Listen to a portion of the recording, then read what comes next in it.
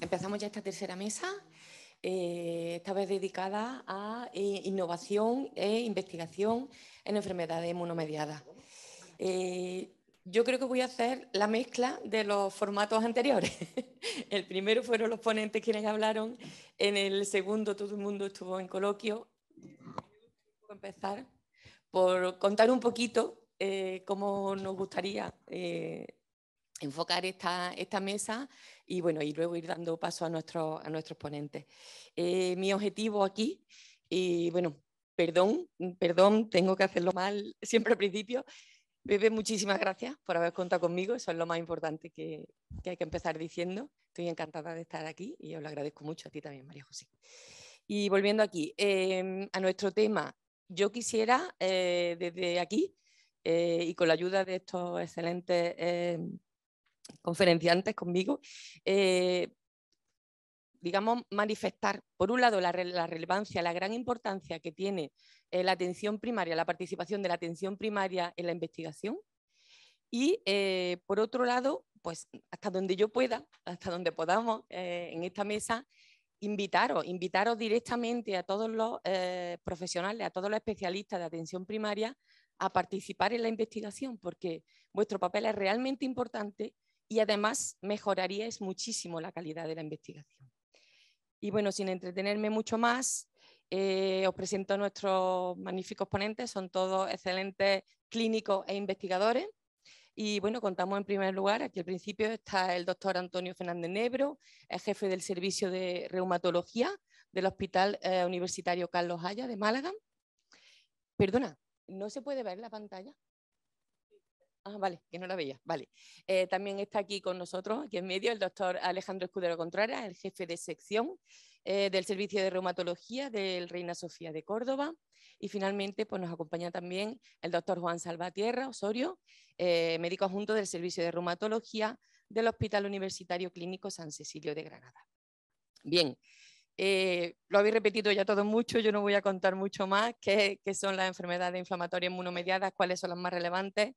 Sí, importante, sí se dijo antes, pero me gustaría repetirlo, son enfermedades que en su conjunto afectan a más de un 6% de la población, con lo cual imaginaros la relevancia que tienen. Y bueno, también se han discutido ampliamente en estas mesas previas cuáles son los criterios de derivación de los pacientes con sospecha de enfermedades inmunomediadas a consultas especializadas, ¿vale? Bien, pero lo que yo quiero contaros es que además la investigación permite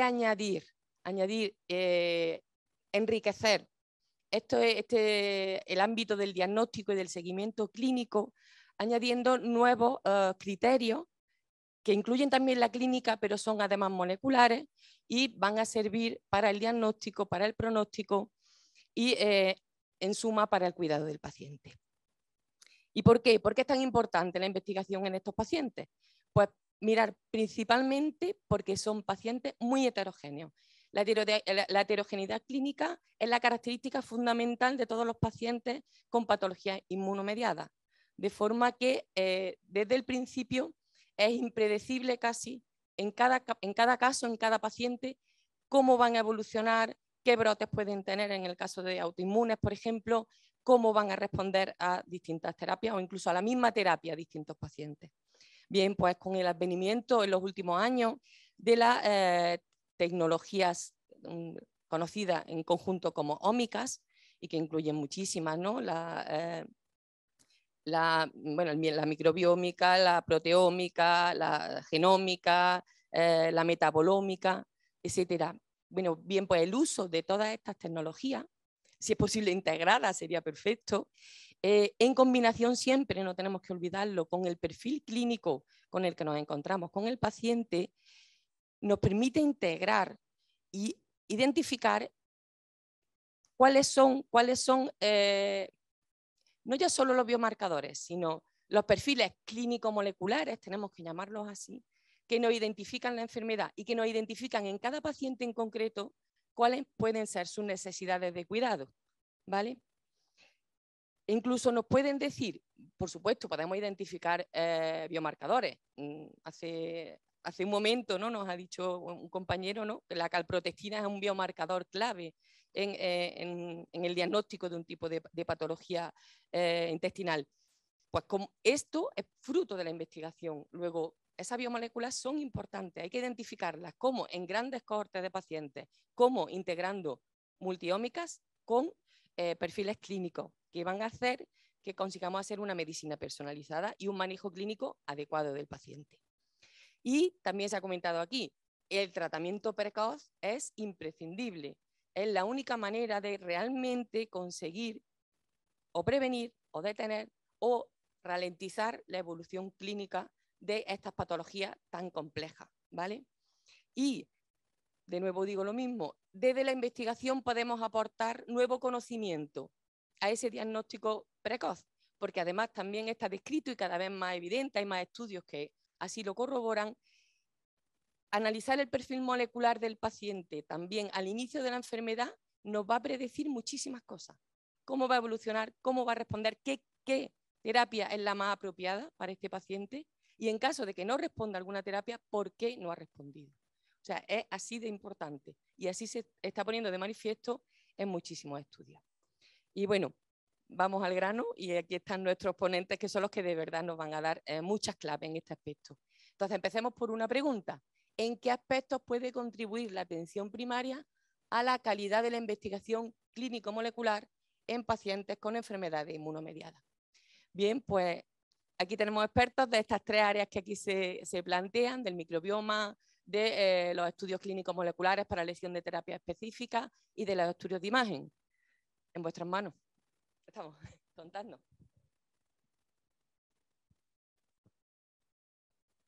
¿Se me oye? Sí. Bueno, yo creo que la contribución que atención primaria puede hacer a la investigación en las enfermedades inmunomediadas es muy importante. Es muy importante y nosotros tenemos alguna experiencia en colaboración en los estudios que estamos haciendo para pedir colaboración de financiación al Instituto de Salud Carlos III. Tiene su ventaja y además necesitamos de la aportación de pacientes y de controles para estos estudios que estamos nosotros realizando. Pero desde primaria pueden contribuir a nosotros en nuestro grupo. Un aspecto que nos interesa son los determinantes de la enfermedad. Y aunque es verdad de que las enfermedades inmunomediadas son muy variadas, muy heterogéneas entre sí, y es importante buscar cuáles son los subgrupos, después es muy homogénea, en realidad son bastante frecuentes, que afecta al 5 o el 7% de la población, y además son muy homogéneas en las causas los factores que influyen en el desarrollo de estas enfermedades, desde el punto de vista genético, encontrar esos biomarcadores a los que has hecho referencia, desde el punto de vista ambiental. Desde el punto de vista ambiental, nosotros nos llama cada vez más la atención, después de tanto tiempo, de que en la mayoría de los estudios que hacemos, ya sea en artritis reumatoide, en lupus o en otros, los factores ambientales son muy importantes. Y nos hemos encontrado, pues, por hacer referencia al último estudio que estamos haciendo en relación con artritis reumatoide de comienzo tardío, nos hemos encontrado con que los factores que determinan el peor resultado de la enfermedad son, de lo que se ha estado hablando anteriormente en la primera mesa, los estilos de vida. En cuanto a los pacientes que van peor son los obesos, los que tienen, por supuesto, anticuerpos específicos de la enfermedad, los fumadores, los que no hacen ejercicio físico, los que tienen peor adherencia a la dieta mediterránea. Y todo eso, factores son los que atención primaria, sin tener que hacer laboratorio ni nada, tiene un acceso preponderante y que puede impulsar desde como promotores de esa investigación o como colaboradores con los especialistas en enfermedades inmunomediadas. Esto es lo que me gustaría resaltar bastante, ¿no? Doctor Escudero, el experto en clínicos moleculares, en estudios clínicos moleculares para la elección de terapia, ¿cuál es su opinión y su experiencia? Bueno, ¿se oye? Sí. Bueno, agradecer lógicamente la invitación a participar en esta mesa y bueno, yo sumarme un poco también a lo que ha dicho Antonio. De alguna manera yo creo que el papel de la primaria debe ser relevante porque como se ha dicho anteriormente, el acceso del paciente al sistema. El primer acceso del paciente, el contacto del paciente para poder ser evaluado por el especialista correspondiente de cualquier enfermedad inmunomediada es primaria, con independencia de la urgencia o no. Pero primaria es la fuente de donde tienen que surgir pues, el número de pacientes para todos los estudios. ¿Nosotros estamos haciendo estudios? Sí, estudios clínicos moleculares, tanto en artritis reumatoide como en espondilitis, y es clave, de alguna manera, los pacientes de diagnóstico muy precoz, porque de alguna manera hemos visto que el perfil clínico, que puede ser parecido, una poliartritis o un dolor lumbar inflamatorio, pero el perfil molecular pues, varía en función de que el paciente sea una R de corta duración, de corto periodo de tiempo de desarrollo de la enfermedad, frente a una enfermedad de larga evolución o de un diagnóstico retrasado en el tiempo, como antes se ha dicho, 4 años, por ejemplo, en artritis psoriásica o 7 años en espondilitis. Probablemente lleguemos tarde a la hora de plantear una actitud terapéutica muy dirigida, porque ese paciente probablemente tendría que haberse evaluado antes. Yo creo que primaria, como digo, tiene ese papel principal. Mi opinión es que de alguna manera a nivel de primaria pudiera haber siempre una persona de referencia que pueda ser un poco la de contacto directo con la unidad para, pues, tanto las consultas como la derivación precoz, como la de... Me parece maravilloso la teleconsulta y la valoración en 72 horas de un paciente, porque creo que esa valoración inmediata es la que hace discriminar rápidamente a un paciente. Y bueno, pues creo que en ese sentido primaria se tiene que involucrar quizá un poquito más.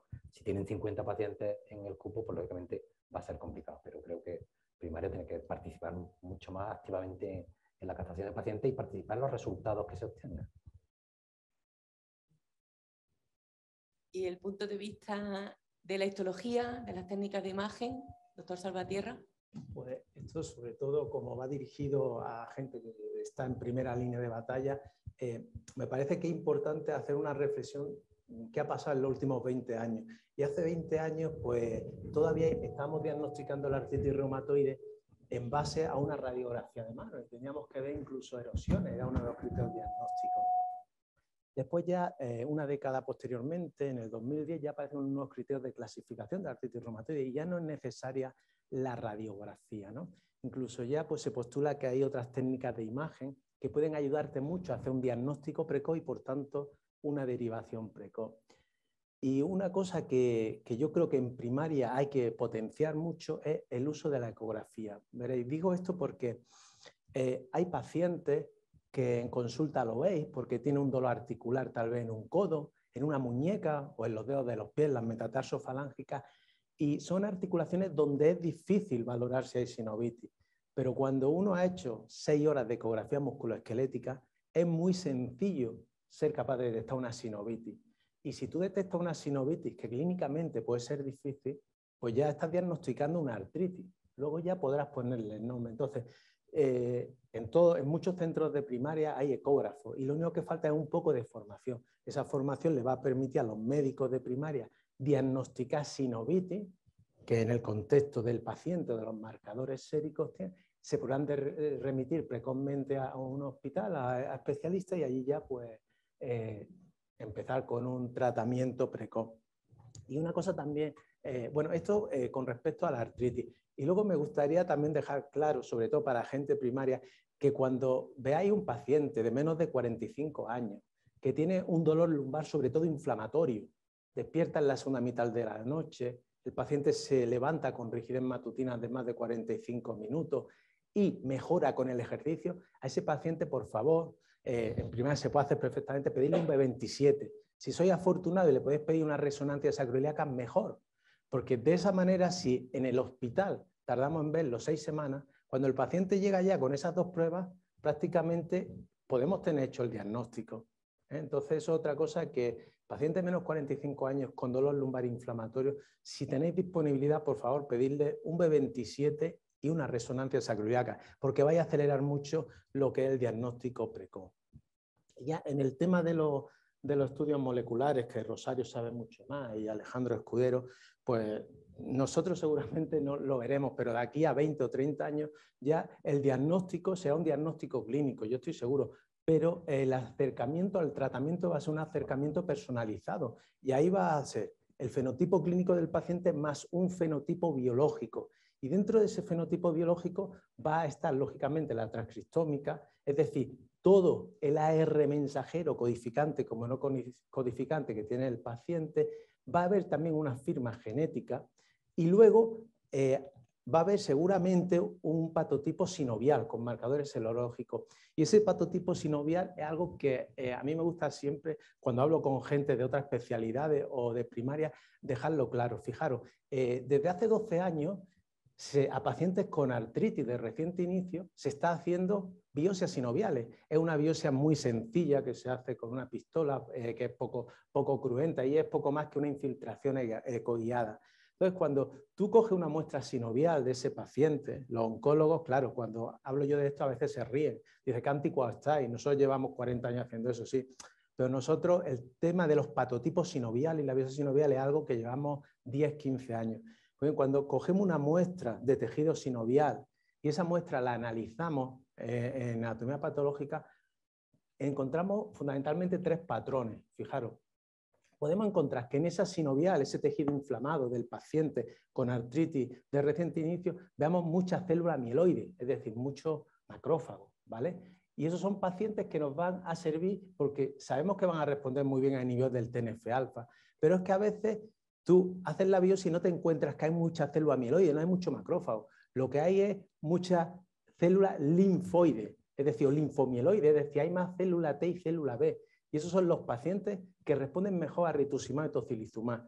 Y luego, en torno a un 5-20% de nuestros pacientes, como sabéis, no van bien con nada. Y es fallo de un biológico tras otro. Pues bien, esos pacientes, cuando se les ha biopsiado, se ha visto claramente que tienen un patrón que se llama paucismune o fibroide. Y son pacientes que no van a responder a un biológico. Entonces aquí es donde los estudios moleculares nos van a ayudar a elegir en este caso yo creo que será un yaquiní, una de las nuevas moléculas que va a tocar otras dianas terapéuticas, ¿no? Pero esto me parece muy interesante lo de los patotipos sinoviales porque está haciéndose de manera semejante a como lo hacen los oncólogos. Y el futuro será identificar marcadores serológicos que se correlacionen con el patotipo sinovial, lo que se ha llamado también biopsia líquida, y de esa manera poder ajustar el tratamiento. Bueno, esta es un poco la idea que me gustaría comunicar pues, a primaria y por qué es tan importante que ellos, tal vez formándose de manera muy fácil en ecografía, puedan detectar una sinovitis ecográfica con datos analíticos y remitirla para un diagnóstico precoz. No sé si pasar la siguiente que tengo que ir pasando, pero no sé si aparece o desaparece.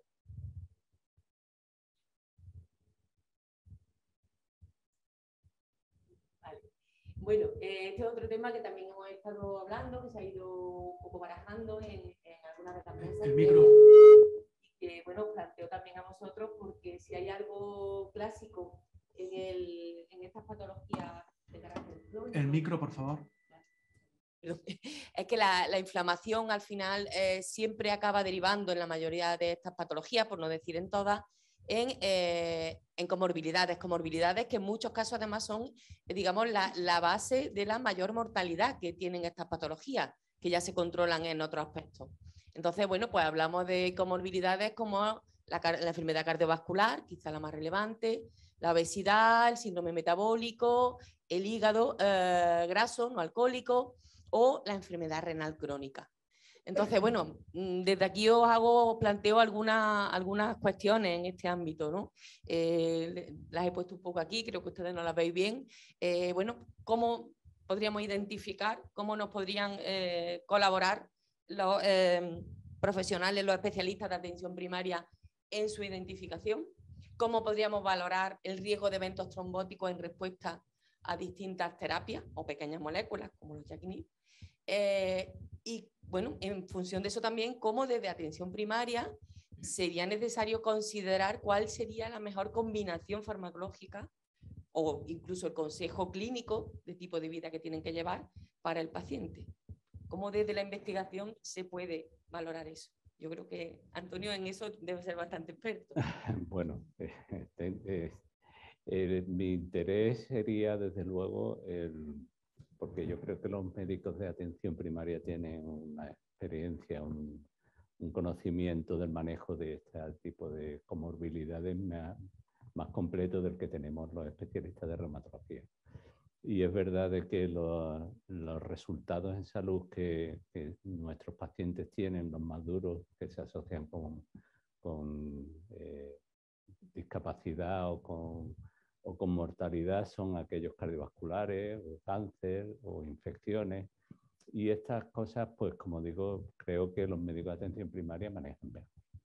Entonces, estudios en intervención o en detección de este tipo de patologías, ya sea la cardiovascular o los factores de riesgo cardiovasculares como diabetes, que también influyen mucho en la dislipemia.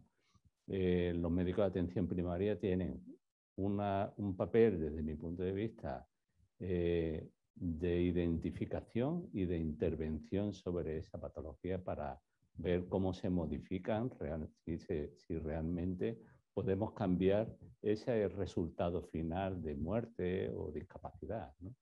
Esto creo que es muy importante y tienen ellos ese aspecto más importante que el nuestro y desde luego en colaboración nuestra también, o en identificar biomarcadores, como has hecho antes referencia, para ver qué pacientes de esos que tienen nuestras enfermedades tienen un mayor riesgo de desarrollar este tipo de cuestiones.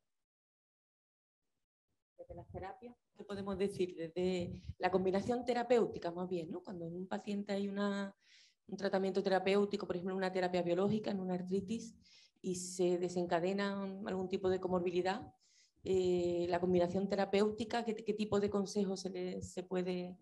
Hombre, aquí es importante, desde el ámbito de atención primaria, coincido también un poco en lo que comentaba Antonio, ¿no? de que primaria puede regular mucho a los factores de riesgo, también tiene que ser consciente, y igual que se asume que un paciente diabético tiene incrementado un riesgo cardiovascular, un riesgo de afectación vascular, microvascular, ocular o renal, de alguna manera el paciente reumático por definición tiene incrementado el riesgo cardiovascular prácticamente a 1,5-2, de manera que respecto a su población de igualdad de sexo, ¿no? Entonces hay que ser muy riguroso, muy estricto a la hora de controlar aquellos factores de riesgo cardiovasculares clásicos, pero la propia artritis es un factor de riesgo inherente, con lo cual primaria tiene que ser consciente de que si hay que buscar un perfil lipídico más bajo, un perfil lipídico de LDL más bajo, tendremos que ser proclives a eso.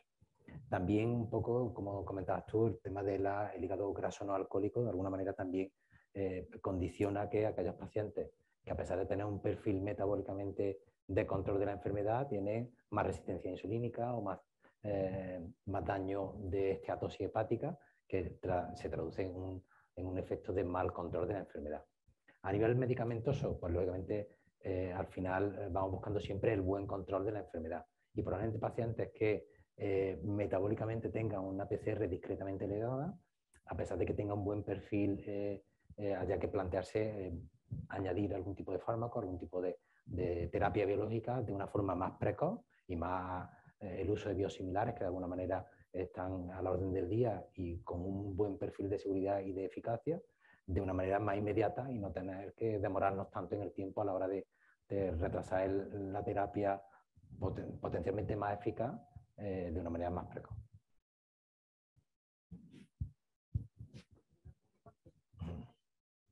No, yo simplemente tal vez dejar claro aquí para los compañeros de primaria que el riesgo cardiovascular elevado se relaciona mucho con la actividad inflamatoria de la enfermedad. De hecho, si tú tienes un paciente con una artritis reumatoide, una artritis psoriásica, pero lo tienes muy bien controlado clínicamente, el riesgo cardiovascular cae mucho. En caso de que sea una artritis reumatoide de difícil control, pues esa sí que seguramente pues, habrá que asimilarla a una diabetes mellitus, ¿no? Con riesgo cardiovascular. Y ya está, hay un estudio reciente de hace un par de años, que es el estudio KARMA, que se han publicado datos a 5 años y que valoran en una serie de prospectivas de pacientes el riesgo cardiovascular de pacientes con artritis reumatoide, con espondilitis y artritis psoriásica. Y curiosamente los autores encuentran que la mortalidad con espondilitis anquilosante cardiovascular sí está más elevado, pero con artritis reumatoide no. ¿Por qué? Porque casi el 50% recibían un anti-TNF-alfa y además tenían una PCR muy baja. Por tanto, riesgo cardiovascular aumentado en pacientes con enfermedades inmunomediadas, sobre todo las que nosotros tratamos, está incrementado, pero lo que realmente se correlaciona con riesgo cardiovascular es mantener al paciente siempre con PCR un poco altas. Y el resto de tratamiento, pues lo que hemos dicho, evitar el tabaco, actividad física, hábitos saludables y una estatina cuando esté indicado, ¿no? Con un LDL. Una pequeña duda. Está descrito bastante bien que los biológicos suelen controlar muy bien el riesgo cardiovascular en casi todo este tipo de pacientes. ¿Alguna incompatibilidad farmacológica generan? O sea, el hecho de que bueno, ahora los inmunodeprimimos, ahora aparece un colesterol alto, tal. ¿Hay algún punto que tener en cuenta para controlar desde... O sea, quiero decir, a ver si estoy intentando hablar casi como paciente. Tú llegas a la consulta, tienes una enfermedad, una artritis bien controlada, pero te surgen otras patologías. Te surge, bueno, algún tipo de dolor ajeno a lo que sería la patología reumática en este caso, ¿no? No hay ningún tipo de incompatibilidad, entiendo. O sea, el hecho de añadir una estatina, de añadir una metformina, algún otro tipo de control, no es incompatible con los biológicos. Ahí voy. No hay incompatibilidad, se pueden combinar perfectamente. No, claro. De cierta manera, la mayoría son compatibles, ¿no? Entre otras cosas porque la mayoría son biológicos de las moléculas que nosotros utilizamos.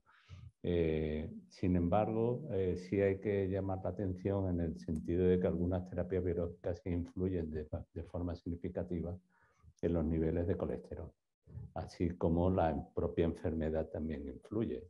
A pesar de que la influencia aparente que tienen algunas terapias biológicas es haciendo un perfil más negativo de dislipemia, te puede reducir el riesgo cardiovascular a través del mecanismo de que la inflamación que he estado haciendo referencia anteriormente, la inflamación se asocia con mayor riesgo cardiovascular, como un factor adicional que no es un factor tradicional, como es la diabetes, la dislipemia o en este aspecto. Es decir, puede más la parte inflamatoria en los pacientes con enfermedades inmunomediadas como riesgo que la parte metabólica.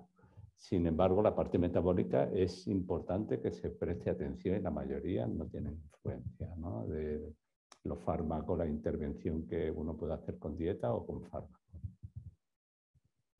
¿Me puede poner la presentación de nuevo?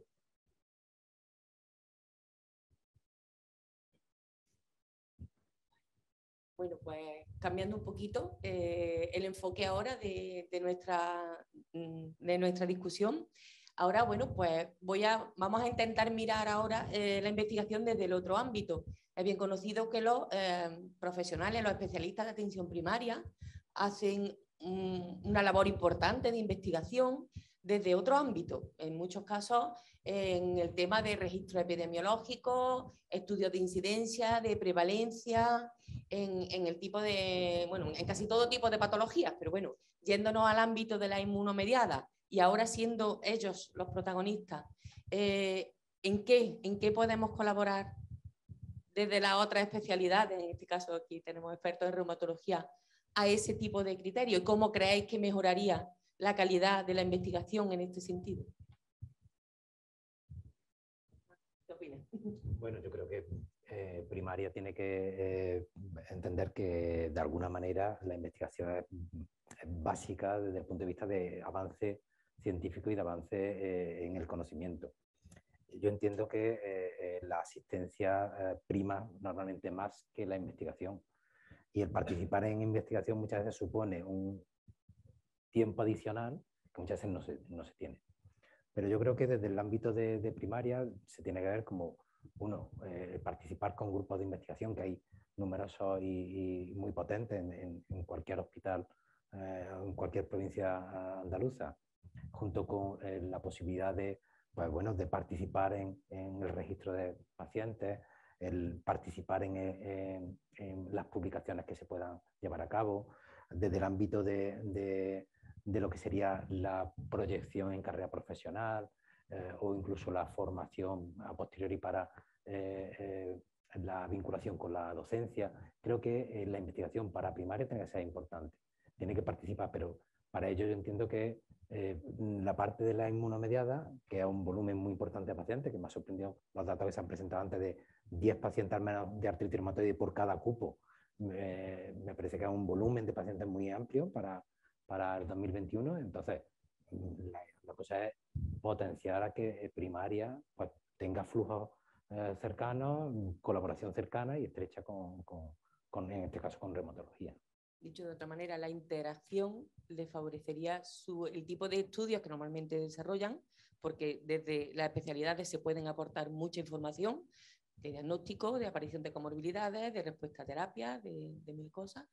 Y bueno, pues al revés, ¿no? Vuestra participación, pues evidentemente nos favorecería desde muchos puntos de vista que vamos a ver un poco después, entonces ahora mismo no quiero centrarme en eso.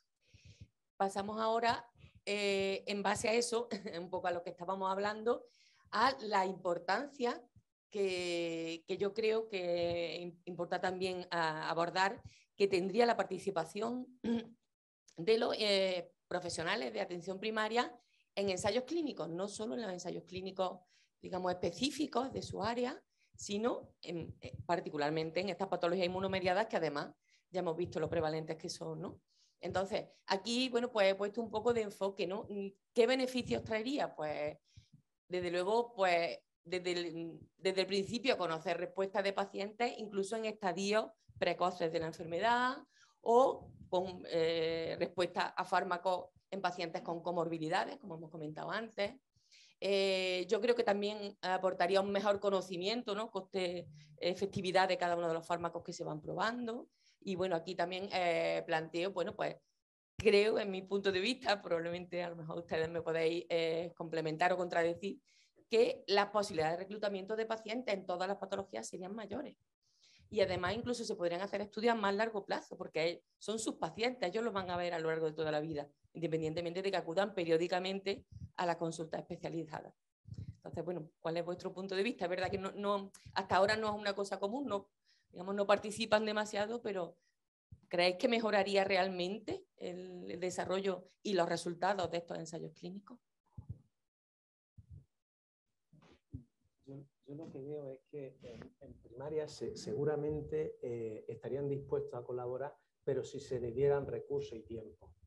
Entonces, si tú vas a un centro de primaria y le explicas que vas a hacer un ensayo clínico y necesitas un perfil de paciente, ellos por supuesto que van a estar encantados de colaborar, y más, como ha dicho Alejandro, los que quieran un poco aumentar el currículum o conseguir una vinculación académica.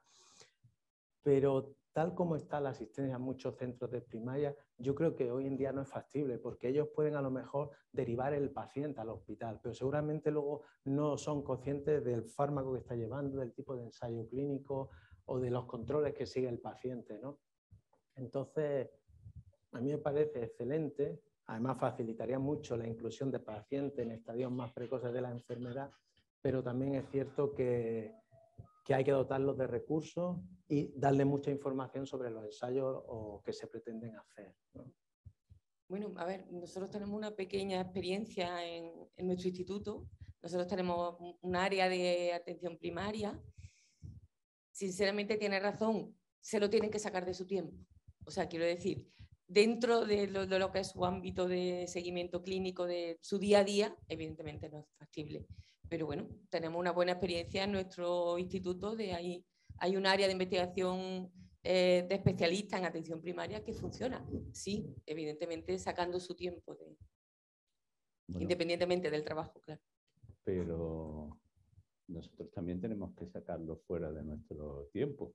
Quiero decir que la investigación lamentablemente no cuenta con un espacio fácilmente disponible dentro de nuestra jornada laboral, al menos al principio. Sin embargo, yo sí quiero llamar la atención en el sentido de la importancia que tiene la investigación para los médicos clínicos, con más recursos o con menos recursos, la importancia que tiene en el sentido de que la satisfacción en el trabajo mejora muchísimo más en aquellas personas que nos dedicamos a la investigación que en las que no se dedican, en las cuales, bueno, pues la asistencia da la clínica nos va a dar una satisfacción porque somos clínicos vocacionales, la gran mayoría de los médicos, pero llega un momento en que existe un cansancio, un agotamiento que además se acelera mucho más con el fenómeno de quemazón de los profesionales.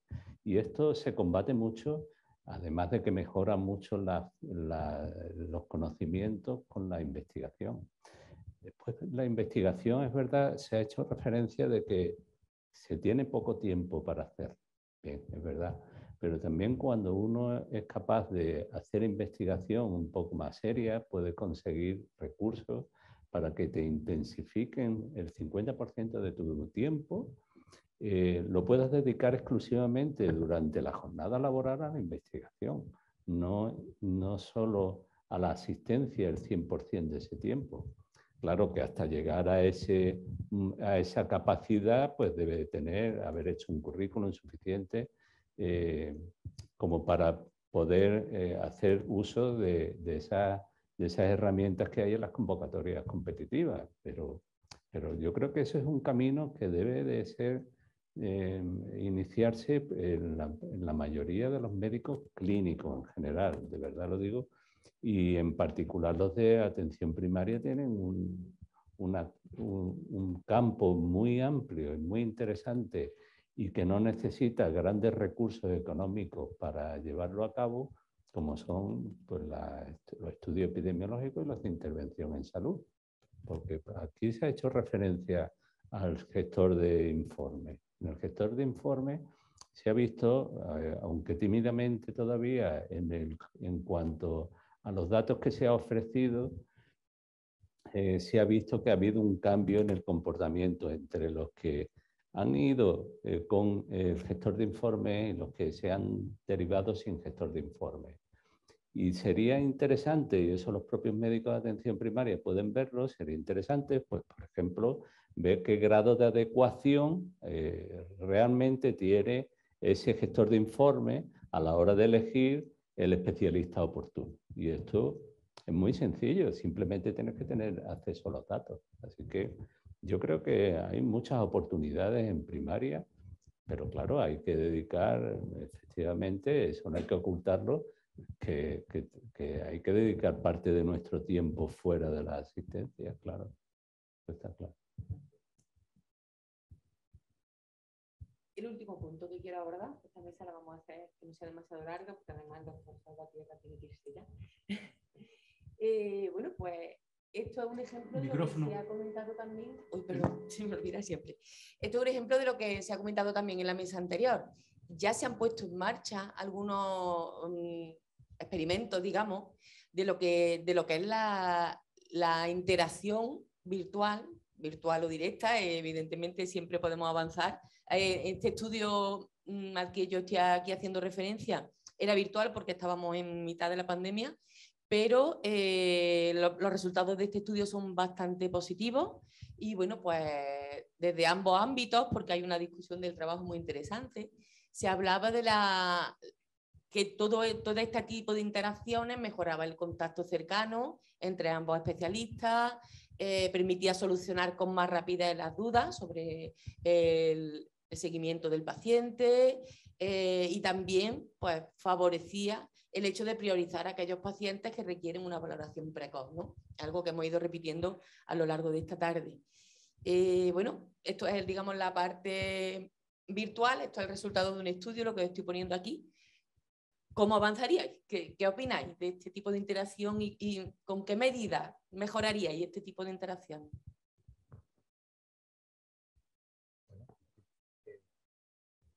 como medida, pues lógicamente la cercanía de la especialidad correspondiente con atención primaria siempre mejora.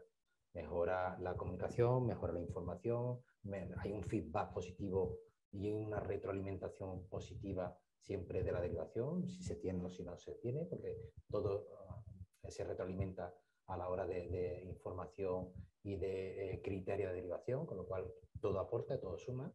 Además, la cercanía de lo que es el teléfono continuo, lo que hace es que hay una sensación de satisfacción y de escucha permanente. Muchas veces primaria yo creo que entiende que el especialista está en un núcleo y primaria está en otro, y hay muchas veces dificultades de comunicación.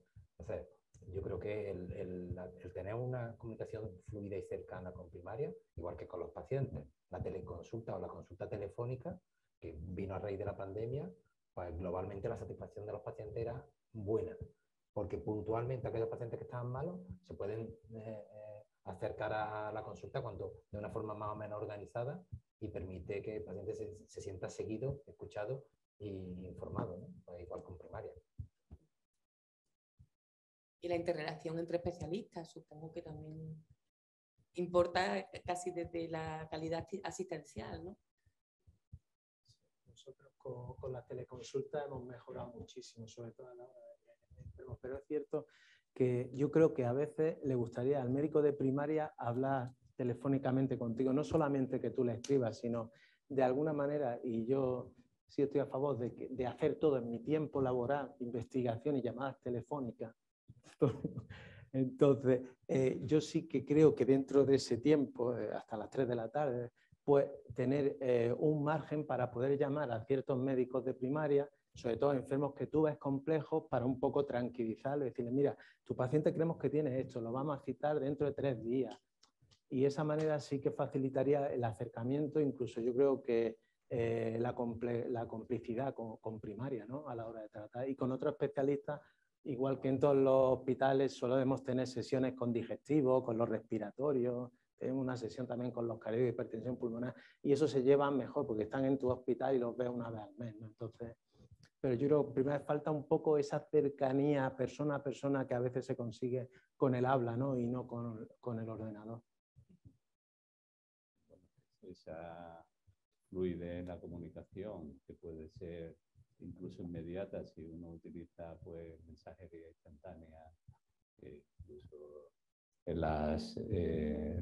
las aplicaciones corporativas existe dentro de del hospital, y con primaria se puede utilizar, pero tenemos que ser conscientes de las dificultades que tienen para nosotros los especialistas tener tanta fluidez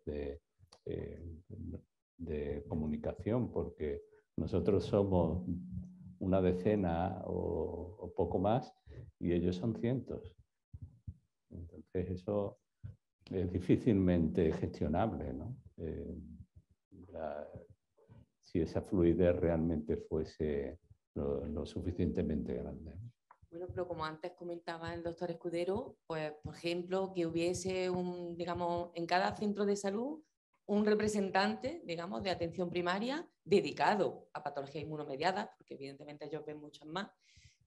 Bueno, pues que tuviera no sé, algún tipo de reunión periódica con el servicio, con los servicios con los que esté en relación, y pueda transmitir dudas, preocupaciones e incluso requerimientos, ¿no?, que puedan tener, ¿no? Quizás algún otro enfoque se podría hacer para facilitar, ¿no?, este tipo tiene que ser muy organizado, ¿no? Tiene que ser muy organizado. Muy bien, pues para finalizar esta mesa, ¿seréis capaces, seguro, venga, un resumen, un minutillo, animar a los investigadores, a los potenciales investigadores en atención primaria a que se adentren un poco más en este mundo, a que conozcan un poco más y se animen a investigar? Venga. ¿Qué más experiencia tienen que tienen? Bueno, yo desde luego sí, formación en cuanto a investigación, colaboración en cuanto a investigación entre ellos y entre primaria y hospitalaria.